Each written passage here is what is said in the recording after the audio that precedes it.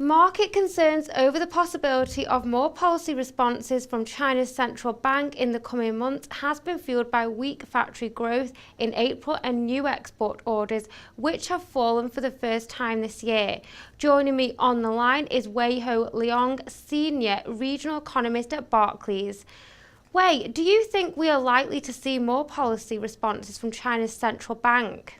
Well, I think there's some pressure due to weak growth for monetary policy support, but I think significant easing in the way of a rate change or a reserve requirement ratio adjustment is very unlikely at this stage.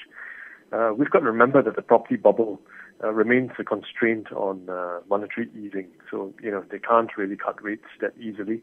In the short term, I think what they can do is to rely more heavily on open market operations to inject liquidity into the system and to direct credit guidance to sectors of the economy where it's needed. And I think both of these measures will ensure that China will have relatively loose liquidity conditions, and in a way, in doing so, it will support the economy. And China's consumer inflation remained reduced in April, giving the government more opportunity to increase utility fees. What would be the benefit of doing this? Well, clearly this is part of the government's efforts to promote market-oriented pricing for its energy resources. And China is an net energy importer in the region. So it's important that it charges fair market prices for energy supplies, which it has to import. If it doesn't do this, clearly I think the state will have to bear a greater burden through subsidies. And I think this is a drain on fiscal finances. So actually moving to a market-oriented pricing is actually quite a positive from the fiscal perspective.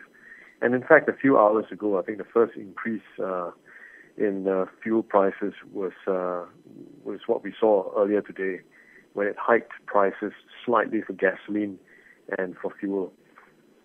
Inflation is currently below the government's goal of 3.5%, allowing Premier Lee Ka-kwang room to relax resource fee controls, which the World Bank says encourage pollution and limit incentives for new technologies. What are your thoughts on this? Well, I don't think they will relax resource fee control simply because inflation is lower. You've got to remember that cleaning up the environment and adopting greener technologies are clearly stated policy priorities for the central government. And I think this commitment will deepen in the coming years. So I don't think this is very likely. And I think they will delineate between inflation and what they need to do on environment, which I think, it's clearly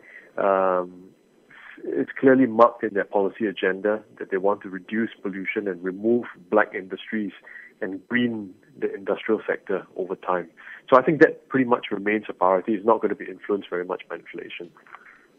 And China's economic growth fell unexpectedly in the first quarter to 7.7%, as we are seeing reduced factory output and slower investment.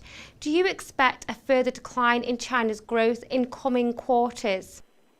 Well, no, we do not. I think first quarter was slightly weaker than we had expected, but I think the 7.7 print remains very well within the government's expected range. The way that we characterize the growth recovery in China is that it is not weak per se, but it is rather uneven. So we are not too concerned at this stage.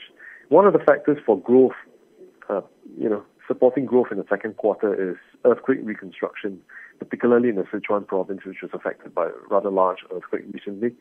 And this reconstruction effort is worth about 0.2% of GDP, and which should support economic activity in Q2, particularly investment. Another plus factor in the next few quarters is that the electronic cycle, which is important in China, particularly in the coastal provinces, is likely to do a little better than it did in Q1. And this is because we are approaching launch season for many smartphone models that are currently made in China, the best example of which is the Apple iPhone 5.